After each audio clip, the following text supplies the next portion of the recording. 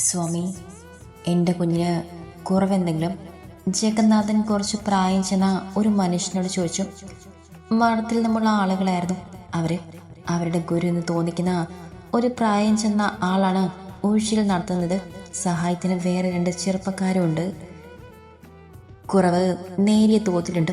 ഇപ്പോൾ വലത്തെ കൈ അനക്കാൻ പറ്റുന്നുണ്ട്. ഇനി ഒരു കൈക്കും കാലിലും നമ്മൾ ഇപ്പം ചെയ്യുന്ന ഊഴിയിൽ തന്നെ തുടരാം. പിന്നെ കക്ഷായം കഴിഞ്ഞെങ്കിൽ വേറെ തരാം. പഴയത് കൊടുക്കണ്ട. 2-3 ചെറിയ ഗുളികയുണ്ട്.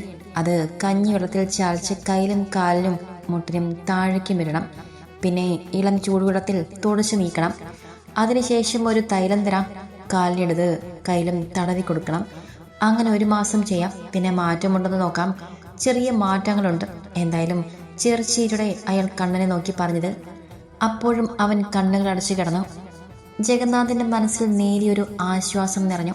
പിന്നെ രാമനോട് സ്വാമി ഓരോന്നും പറഞ്ഞു കൊടുത്ത് ചെയ്യേണ്ടത്.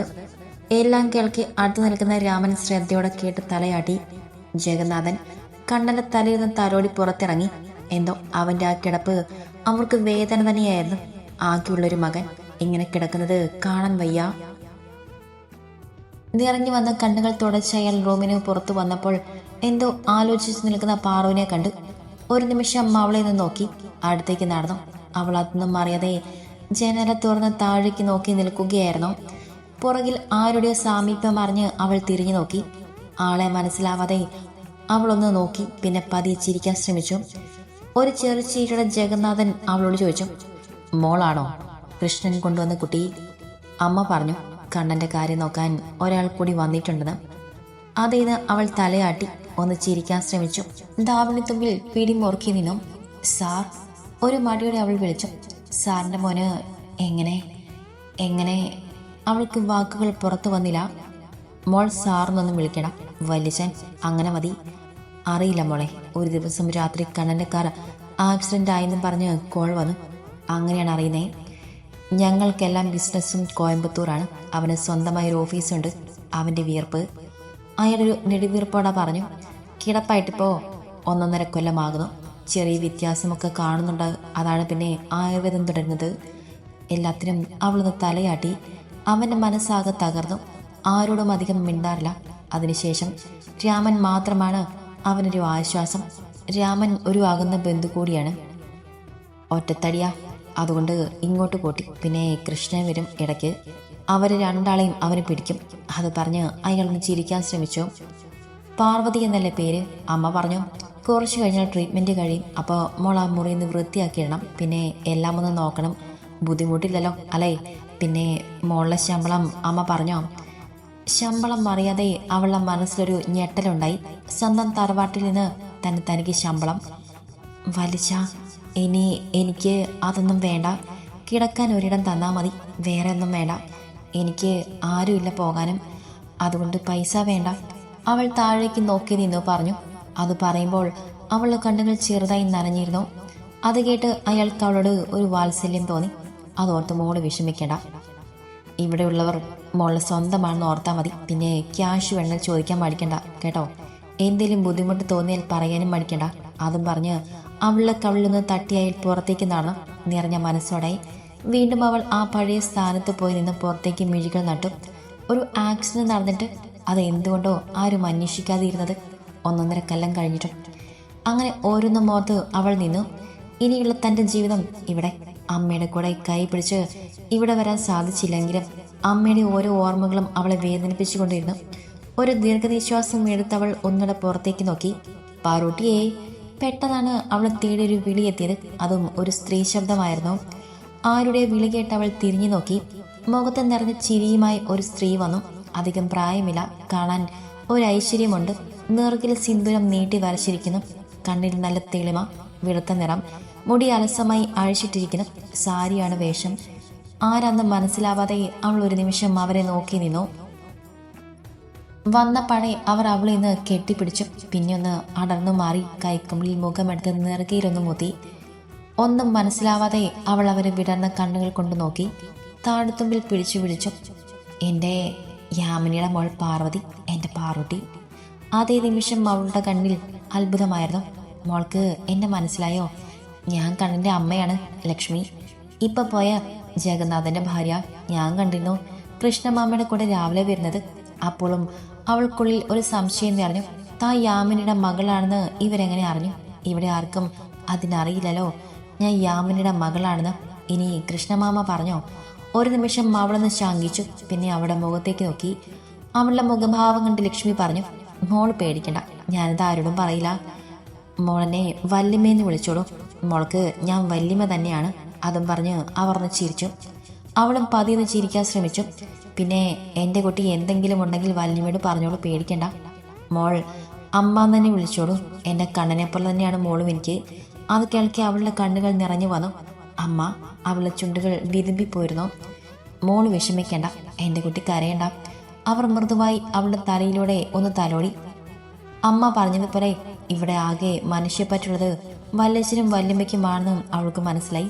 ആ ഒരു നിമിഷം അവളുള്ളിൽ ഒരു ആശ്വാസം തോന്നി, തനിക്ക് ആർക്കും ഉള്ളതുപോലെ. അപ്പോഴേക്കും രാമൻ പുറത്തേക്ക് വന്നിരുന്നു. അവരെ അവിടെ കണ്ട് രാമൻ അങ്ങോട്ട് ചെന്നു. കയ്യിൽ പറ്റിയ എണ്ണ ഒരു തുണിയിൽ തുടച്ചുകൊണ്ട്. അല്ല, ആരത്തി ലക്ഷ്മി കുഞ്ഞോ? അവൾ നോട്ടം മാറ്റി രാമനെ നോക്കി. എങ്ങനെയുണ്ട് രാമേട്ട കണ്ണന്? അവർ ഒരു പ്രതീക്ഷയോടെ ചോദിച്ചു. മാറ്റമുണ്ട് കുഞ്ഞെ, എന്നാലും കുറച്ചുനാൾ കൂടി ഇത് തുടരണമെന്ന് മരുന്ന് മാറ്റിത്തരാമെന്നും പറഞ്ഞിട്ടുണ്ട്. അതിനി മാർത്തിൽ പോയി വാങ്ങണം. ഇനി എനിക്ക് ധൈര്യമായി പോവാം, പാറൂട്ടി ഉള്ളതുകൊണ്ട്. അതും പറഞ്ഞ് അയാൾ പാർവിനെ നോക്കിയൊന്ന് ചിരിച്ചു. അതിനവളൊന്ന് തലയാട്ടി. അതേ നിമിഷം ലക്ഷ്മി അവളെ നിന്ന് നോക്കി. രാമേട്ട, ഞാൻ താഴേക്ക് ചെല്ലട്ടെ? അല്ല കുഞ്ഞെ, കണ്ണനെ കാണുന്നില്ലേ? ഞാൻ കുറച്ച് കഴിഞ്ഞ് വരാം. ഇപ്പോൾ ട്രീറ്റ്മെൻറ്റ് കഴിഞ്ഞതല്ലേ ഉള്ളൂ. അവന് റെസ്റ്റ് എടുക്കട്ടെ, ക്ഷീണം കാണും എൻ്റെ കുട്ടിക്ക്. അതും പറഞ്ഞ് അവർ പാറുവിനെ ഒന്നുകൂടെ നോക്കി തലയിൽ തലോടി പുറത്തേക്ക് ഇറങ്ങി. പാവാണ് ലക്ഷ്മി മോള്. ആകെ ഇവിടെ കുറച്ച് സ്നേഹമുണ്ടെങ്കിൽ അത് ഈ കുഞ്ഞിന്, ബാക്കിയെല്ലാം കണക്ക്. ലക്ഷ്മി പോയ വഴിയെ നോക്കി രാമൻ പറഞ്ഞു. അയാൾ പറഞ്ഞ കേൾക്കെ പാറു അവർ പോയ വഴിയെ നോക്കി. മനസ്സിൽ എന്തോ പോലെ തോന്നി അവൾക്ക്. ആ പാറുട്ടി, കണ്ണൻ കുളി കഴിഞ്ഞ് വരും. കിടക്കാൻ ആ കബോർഡിൽ ബെഡ്ഷീറ്റ് ഉണ്ടാകും, ഒരെണ്ണം എടുത്ത് വിരിക്കോ? അതോ ഞാൻ ചെയ്യണോ? വേണ്ടെന്ന അർത്ഥത്തിൽ അവൾ തലയാട്ടി. തലയുടെ കവറുമൊന്നും മാറ്റിയടേ മോളെ, അല്ലേ മോ വഴക്ക് പറയും. എന്നും ട്രീറ്റ്മെൻറ്റ് കഴിഞ്ഞ് ബെഡ്ഷീറ്റും എല്ലാം മാറ്റാറുണ്ട്. എണ്ണയും കുഴമ്പും ഒക്കെ പറ്റുന്നതല്ലേ? അയാൾ ചൂണ്ടിക്കാട്ടി കബോർഡിൽ നിന്ന് ഒരെണ്ണം എടുത്ത് അവൾ ബെഡിൽ കൊണ്ടുവന്ന് നിവർത്തി വിരിച്ചു. പഴയ തലയുടെ കവറും മാറ്റി. അപ്പോഴേക്കും രാമൻ കണ്ണനെ കുളിപ്പിച്ച് കഴിഞ്ഞ് വന്നിരുന്നു. അവനെ ബെഡിലേക്ക് പതിയെ കിടത്തി. അയാളൊന്ന് നേരെ നിന്നു. അപ്പോഴും ഒരിക്കൽ പോലും അവൻ്റെ നോട്ടം അവളിൽ പാറി വീണില്ല. അവളത് ആഗ്രഹിച്ചതുമില്ല. മോളെ, ട്രീറ്റ്മെൻറ്റ് റൂം ഒന്ന് വൃത്തിയാക്കണം. പിന്നെ ട്രീറ്റ്മെൻറ്റിന് ഉപയോഗിച്ച കുറച്ച് തുണികളുമുണ്ട്, അതൊക്കെ ഒന്ന് തീരുമാനം. മോൾക്കും ബുദ്ധിമുട്ടൊന്നും ഇല്ലല്ലോ? അതും പറഞ്ഞ് അയാൾ അവളെ ഒന്ന് നോക്കി. ഇല്ല മാമ, ഞാൻ ചെയ്യാം. അതും പറഞ്ഞ് അയാളെ ഒന്ന് നോക്കി അവൾ പതിയെ ട്രീറ്റ്മെൻറ്റ് റൂമിലേക്ക് കയറി അവൾ ചുറ്റുമൊന്ന് നോക്കി. ഇളം ചൂട് തങ്ങി നിന്നിരുന്നു ആ മുറിയിൽ. മുറിവെണ്ണയുടെ മണം. അവൾ പതിയെ പറഞ്ഞു. പിന്നെ ധാവണി നിന്നെടുത്ത് ഇടുപ്പിൽ തിരികെ മുന്താണി ഒന്നുകൂടെ എടുത്തു കുത്തി. നിതംബം കഴിഞ്ഞ് കിടക്കുന്ന മുടി അവിടുന്ന് വാരി ചുറ്റി, ഒന്നുകൂടെ ചുറ്റി. ഒരു സൈഡിൽ കിഴിക്ക് ഉപയോഗിച്ച് ചെറുതും വലുതുമായ കിഴിക്കെട്ടുകളുണ്ടായിരുന്നു. അതൊരു പാത്രത്തിലാക്കി മാറ്റി വെച്ചു. തുറന്നിരുന്ന എണ്ണക്കുപ്പികളുടെ അടപ്പെല്ലാം എടുത്ത് അടച്ചൊരു സൈഡിൽ വെച്ചു. നിലത്ത് എണ്ണ വീണതെല്ലാം ഒരു തുളപ്പ് ഉപയോഗിച്ച് ശ്രദ്ധയോടെ തുടച്ചു മാറ്റി. അവനെ ട്രീറ്റ്മെന്റിന് വേണ്ടി കിടന്ന പാത്തി സോപ്പ് ഉപയോഗിച്ച് വൃത്തിയാക്കി കഴുകിയിട്ടു. അവിടെ മേശയിലിരുന്ന പൊടികളെല്ലാം തുടച്ച് പുതിയ ഷീറ്റ് വിരിച്ചു. അലക്കാനുള്ളതെല്ലാം എടുത്ത് ഒരു ബക്കറ്റിലാക്കി. അപ്പോഴേക്കും അവളുടെ നടുവിന് വല്ലാത്ത വേദന തോന്നി. ഒന്ന് നിവർന്നു നിന്നു. ചുറ്റും ഒന്നുകൂടെ കണ്ണോടിച്ചു.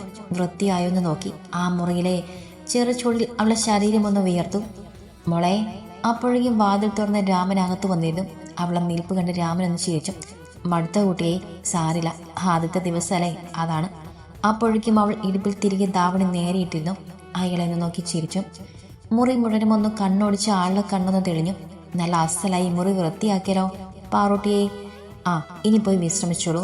അയാൾ അതും പറഞ്ഞ് തിരിഞ്ഞ് നടക്കാൻ തുടങ്ങുമ്പോഴേ അവൾ വിളിച്ചു. മാമ, ഈ തുണികൾ എവിടെയാണ് കഴുകുന്നേ? ആ, അത് പറയാൻ മറന്നു.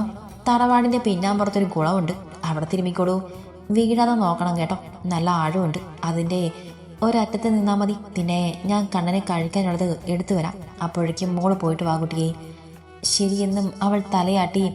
പിന്നെ അയാൾ അതും പറഞ്ഞ് തിരിഞ്ഞു നടന്നു. ഒന്നുടന്ന് മുറി കണ്ണോടിച്ച് ബക്കറ്റും എടുത്തവൾ പുറത്തിറങ്ങി. കണ്ണൻ്റെ റൂമിൽ തന്നെയുള്ള മറ്റൊരു മുറിയാണ് ട്രീറ്റ്മെൻറ്റ് റൂം. പുറത്തേക്ക് പോകണം, എങ്കിലും കണ്ണൻ്റെ മുറിയിൽ കൂടി പുറത്തിറങ്ങാൻ പറ്റൂ. അവരെയൊന്നും നോക്കാതെ അവൾ വേഗം നടന്ന് വാതിൽ കടന്ന് പുറത്തിറങ്ങി. അവളെ പോക്ക് നോക്കി അവൻ അങ്ങനെ കിടന്നു.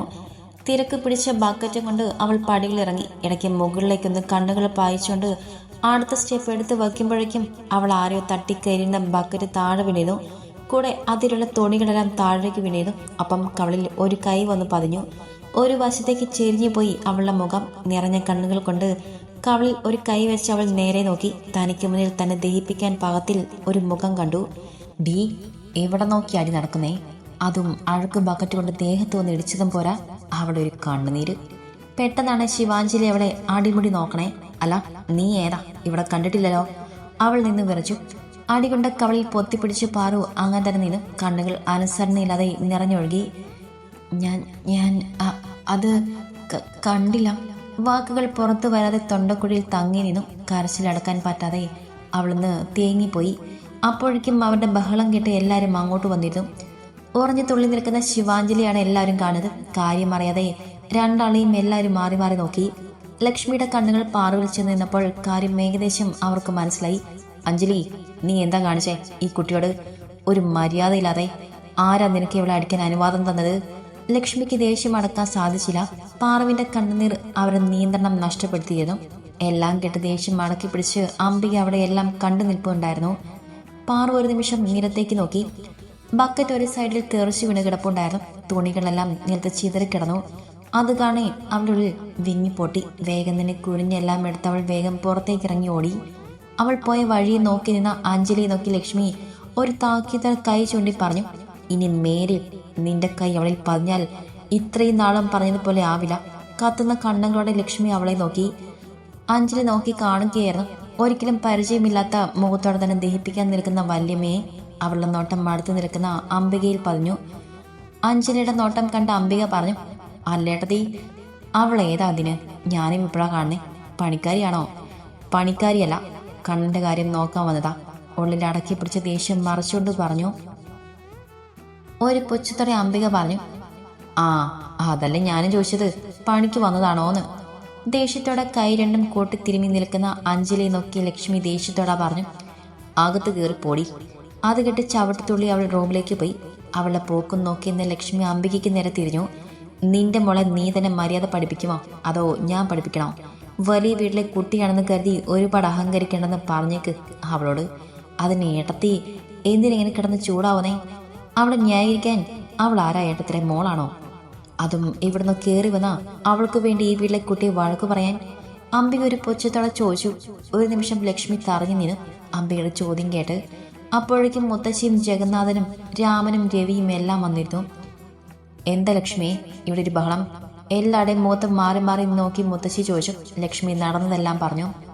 എല്ലാം കേട്ട് മുത്തശ്ശി അംബികയ്ക്ക് നേരെ തിരിഞ്ഞു. അംബിക, നിന്റെ മകൾ കാണിച്ചത് ഒട്ടും ശരിയായില്ല. ആ കുട്ടി അടിക്കണ്ടായിരുന്നു. നീയാണ് എല്ലാത്തിനും അവളിങ്ങനെ വഷളാക്കുന്നേ. മറ്റൊരു വീട്ടിൽ ചെന്ന് കയറേണ്ടതല്ലേ? ആ ഒരു വിചാരം അവൾക്കില്ലെങ്കിലും നിനക്ക് പറഞ്ഞു കൊടുത്തൂടെ? അമ്മേ, ഞാൻ മതി നിർത്ത്. അംബിക പറയും മുന്നേ മുത്തശ്ശി കൈ ഉയർത്തി അവരെ തടഞ്ഞു. എല്ലാവരും പൊയ്ക്കോളൂ, ഇവിടെ ഇനി ഒരു ചർച്ച വേണ്ട. ഇനി ഇങ്ങനെ ഉണ്ടാവാതെ നോക്കേണ്ടത് നീയാണ്. മുത്തശ്ശി അംബികയുടെ മുഖത്തേക്ക് നോക്കി പറഞ്ഞു. ലക്ഷ്മി, എൻ്റെ കൂടെ വരൂ. ദേഷ്യം കൊണ്ട് വിറച്ചു നിൽക്കുന്ന ലക്ഷ്മിയുടെ കയ്യിൽ പിടിച്ച് മുത്തശ്ശി പറഞ്ഞു. അംബിക ഒന്നോടെ ഇരുത്തി നോക്കി അവർ മുത്തശ്ശിയുടെ കൈയും പിടിച്ചു നടന്നു. എല്ലാത്തിനും ലക്ഷ്മി ലക്ഷ്മി, ഞാനെന്താ വലിഞ്ഞു കയറി വന്നതാണോ?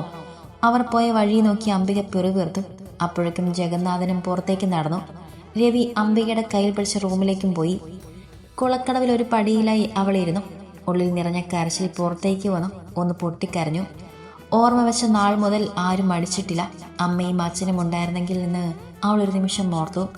കണ്ണുകൾ അമർത്തി തുടച്ച് അവൾ ഒന്ന് ഏങ്ങിക്കരഞ്ഞു. ആടിക്കൊണ്ട് കവിളൊന്ന് പതിയെ തൊട്ടു നോക്കി. തിണർത്ത് കിടക്കുന്നു. നല്ല വേദന തോന്നി അവൾക്ക്. ഇത് വെച്ച് ഞാൻ കണ്ണടിൻ്റെ മുന്നിൽ എങ്ങനെ ചെയ്യും?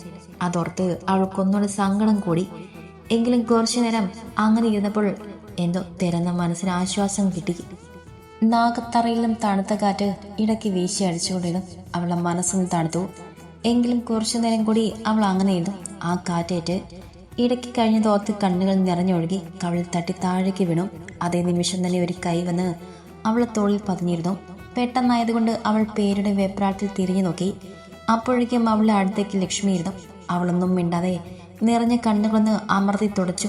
തെളിഞ്ഞ ശാന്തമായ കുളത്തിലേക്ക് കണ്ണു നട്ടു. പാറുട്ടി, ഒരുപാട് വേദനിച്ചോ? അവളുടെ കയ്യിൽ പിടിച്ച് ലക്ഷ്മി അവളുടെ മുഖത്തേക്ക് നോക്കി.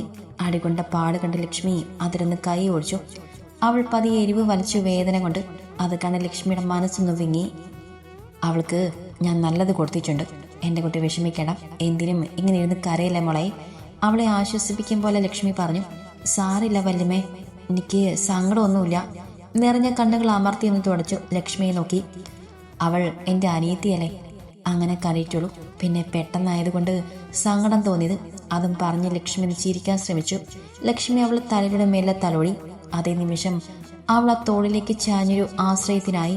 വല്യമ്മേ, എങ്ങനെ അറിഞ്ഞു ഞാനിവിടെ ഉണ്ടെന്ന്? ഒരു സംശയത്തോടെ മുഖമുയർത്തി അവൾ അവരെ നോക്കി. എനിക്കറിയാം മോൾ ഇവിടെ ഉണ്ടെന്ന്. കണ്ണന് തുണി തിരുമാൻ വന്നതല്ലേ? അത് പറഞ്ഞപ്പോൾ അവൾ പെട്ടെന്ന് ചാടി എണീറ്റു. അയ്യോ, തുണി തിരുമിയില്ല. അതും പറഞ്ഞ് അവൾ കുളത്തിലേക്ക് മെല്ലെ ഇറങ്ങി. ഉള്ളിലെ വിഷമം വലിയമ്മയിൽ നിന്ന് മറച്ചുകൊണ്ട്. നോക്കി ഇറങ്ങണേ കുട്ടി, വീഴാതെ, അവർ സ്നേഹത്തോടെ പറഞ്ഞു.